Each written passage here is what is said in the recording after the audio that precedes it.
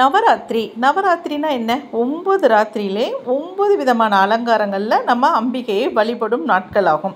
இதில் ஃபஸ்ட்டு 3 நாட்களை அம்பிகை வந்து பராசக்தியாகவும், அடுத்த 3 நாட்களில் அம்பிகை வந்து மகாலட்சுமியாகவும், கடைசி 3 நாட்களில் அம்பிகையை சரஸ்வதியாகவும் வழிபடுவோம்.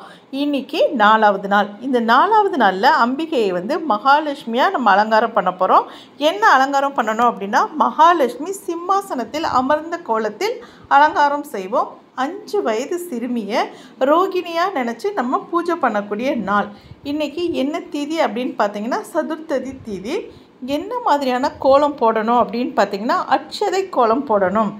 பூக்கள் வந்து எந்த பூக்களால் சாமிக்கு வந்து நம்ம பூஜை பண்ணணும் அப்படின்னு பார்த்திங்கன்னா, செந்தாமரை பூவால் பூஜை பண்ணணும், ரோஜா பூவால் பூஜை பண்ணணும், ரோஜா பூ மாலை போடலாம்.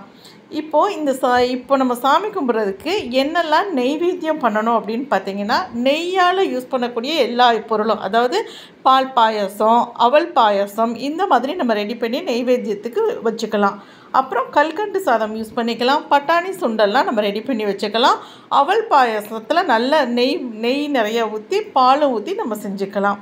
வேறு இந்த வழிபாடு இருக்கு இல்லையா, இந்த 4வது நாள் வழிபாட்டில் நமக்கு என்னெல்லாம் பெனிஃபிட்ஸ், என்ன பலன்கள் கிடைக்கும் அப்படின்னு பார்த்திங்கன்னா, மகாலட்சுமியை வழிபடுறதுனால நம்ம வீட்டில் செல்வ வளம் அதிகமாகும். நமக்கு ஏற்கனவே கடன் இருந்துச்சுன்னா அந்த கடன் வந்து படிப்படியாக குறைஞ்சி கடன் தொல்லைகள்லேருந்து நம்ம விடுபடுறதுக்கு இந்த 4வது நாள் பூஜை வந்து ரொம்பவே முக்கியம். அதனால் இந்த வழிபாட்டை செய்கிறதன் மூலமாக நம்ம வாழ்க்கையோட பொருளாதாரம் கொஞ்சம் கொஞ்சமாக உயர்ந்து நல்ல நிலைமைக்கு வருவாங்கன்னு சொல்லுவாங்க. ஸோ அம்பிகை வந்து மகாலட்சுமியாக பூஜை பண்ணுறோம். அம்பிகைக்கு ரொம்ப பிடிச்ச மலர் அப்படின்னு பார்த்திங்கன்னா இந்த செந்தாமரை மலர் தான்.